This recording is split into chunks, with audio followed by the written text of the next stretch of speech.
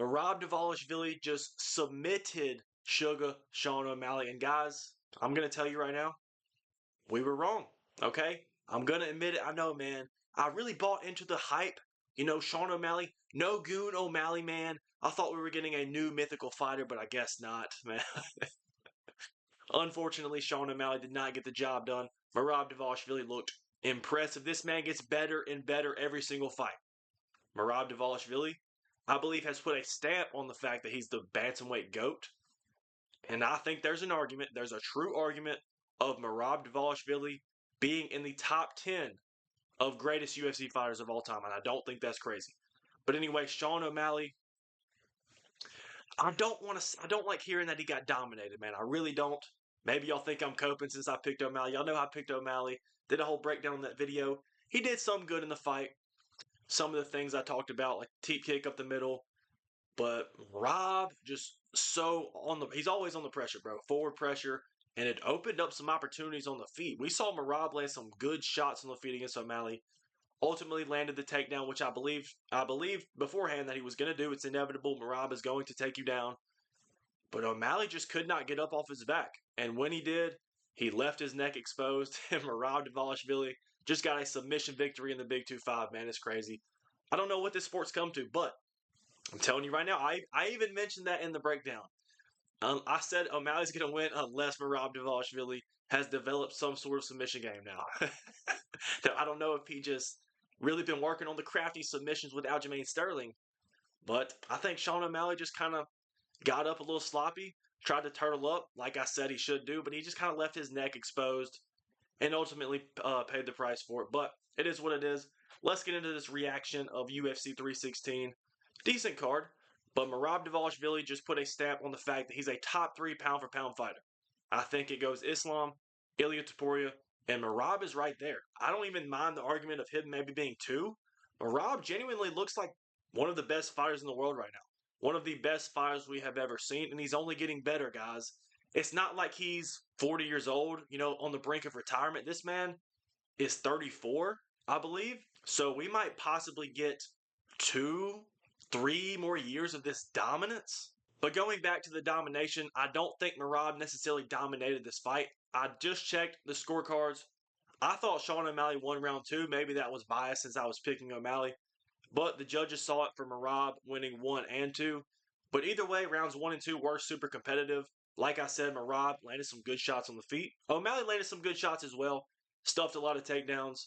But then round 3 was pure domination. Merab got the fight to the ground. I believe he picked up and slammed O'Malley. I think he landed some top control for like 4 minutes. And then ultimately, O'Malley starts to try to work his way back up, leaves his neck out there. Merab jumped on a sort of a modified guillotine, I guess.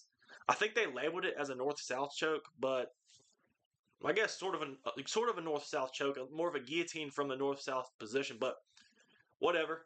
Merab Dvalishvili got the submission. I believe it was his first one in the UFC, which was super impressive. I'm telling you, if Merab can truly develop and work on a submission game, nobody's beating this guy. And I already think nobody's beating this guy. It looks like he's going to fight Corey Sandhagen next. Sure, it's a fresh matchup, but I think we're going to see more of the same. Merab's going to do what Merab does best. He's going to wrestle him.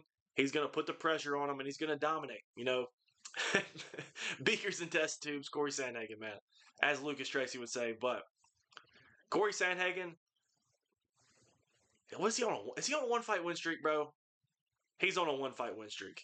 He just lost to Umar Nurmagomedov in dominant fashion. Obviously, he can make some adjustments. Merab and Umar are not the same fighter. But Merab is becoming more and more well-rounded. Like I said, man, he just guillotined, man. He just pulled a submission off on Sean O'Malley. And he's improving the striking. He's becoming a true, well-rounded mixed martial artist. Corey Sandhagen, he can train the specifics all that he wants. He's a long-rangey fighter like O'Malley. I think he could pose some new threats, maybe that O'Malley doesn't, but I don't think he has a better shot of beating Merab than O'Malley would. I think Merab is going to dominate Corey Sandhagen once again and add another solid name to his resume. This man already has 2 wins over O'Malley, a win over Umar Nurmagomedov, Henry Cejudo, Petr Yan. Who am I missing, bro? Merab Dvalishvili just hit 13 fights in a row. He's on a 13-fight win streak. This man's one of the GOATs, bro. He's one of the GOATs. Like I said earlier, I like some of the work that Sean O'Malley was doing. I don't think, dude, people are saying Sean O'Malley's washed. He just lost to one of the best fighters on the planet. He's not washed, bro. He's not washed. I've seen some people saying that O'Malley should make the move to 145. I don't really agree with that, bro. I thought about it. I really thought about it. We're going to make a whole separate video on what each fighter should do next, fights to make after UFC 316. But O'Malley making a jump to 45, dude, he doesn't cut a lot of weight. I don't think he's physical enough for 45. Even though they don't have a grappler. Well, they have Movzar, actually. I take that back. I was going to say they don't have a grappler like Merab, which they're different styles, but he's not physical enough, in my opinion, for 145. He's getting thrown around by Merab. He's obviously the weaker fighter. Merab's also just a different breed.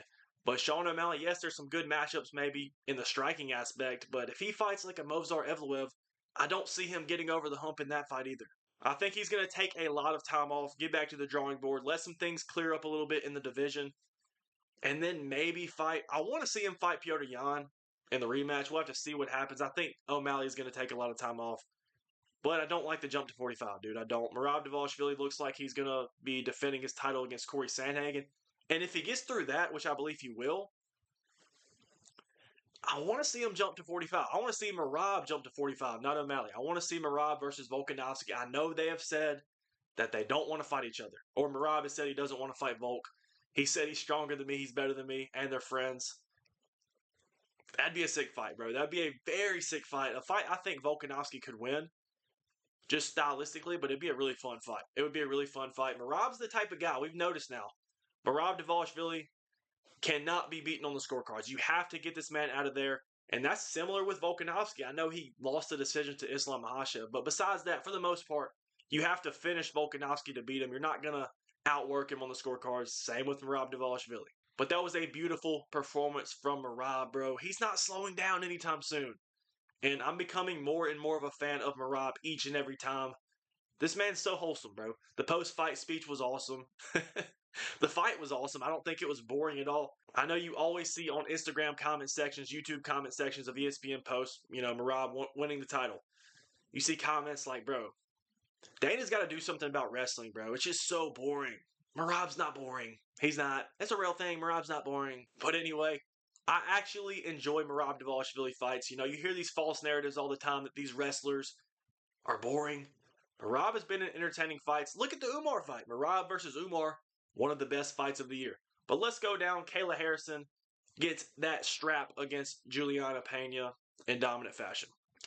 Kayla Harrison and Merab are on top of the world. They've been buddies. They've been friends, and they both won the title. Cool moment for them.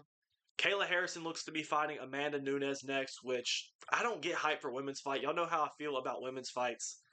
Don't love them. I was genuinely sort of hyped for this fight, and Kayla Harrison dominated. And now we get Kayla Harrison versus the women's MMA GOAT and Amanda Nunes. That's a super fight, man. As much as y'all don't want to hear it, it's a super fight for the women's division. Now, I'm not going to be jumping for joy, losing sleep over it, but, I'll be decently excited for it. I might throw a little bet on or something, but Kayla Harrison gets it done. Dude, this card was massive favorites on every single fight, just about. The lines were so wide. Kelvin Gastelum versus Joe Pyfer. Joe Pyfer, I don't believe in Joe Pyfer, bro. I get that he's good. Okay? But he just kind of seems like I don't want to say KO or bust fighter, but this man is just swinging recklessly trying to get you out of there, and he has good power. He even dropped Gastelum twice in the first round, I believe, and he's a good fighter. But I don't think he's championship material. I don't think he's top 5 caliber. Joe Pyfer is he's already lost to, Crafty Jack Hermanson, but when he fights real competition, even, he's fought some good fighters as well, but when he takes that step up, I don't like his odds. Besides that, not too much to talk about. Kelvin Gastelum is on his way out. Mario Bautista versus Patchy Mix, man. Man, Patchy Mix. This gave me flashbacks. This was very nostalgic or very similar to Patricio Pitbull's UFC debut, right? Patchy Mix, super hyped up. coming to restore the bantamweight division. People are saying, some people said the best bantamweight on the planet. That aged like milk, but so did my pick of O'Malley. It's okay. We're all good. But Patchy Mix just came out here against the number 10 ranked guy. Let me remind you, Patchy Mix was the current Bellator champion.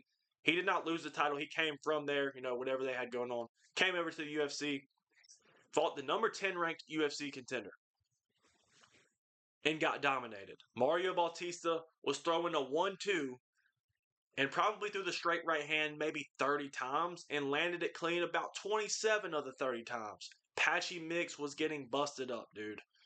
I don't know how he didn't get knocked out. So that's the only plus I take from this fight for Patchy Mix is that, you got a good chin, bro. You got a good chin.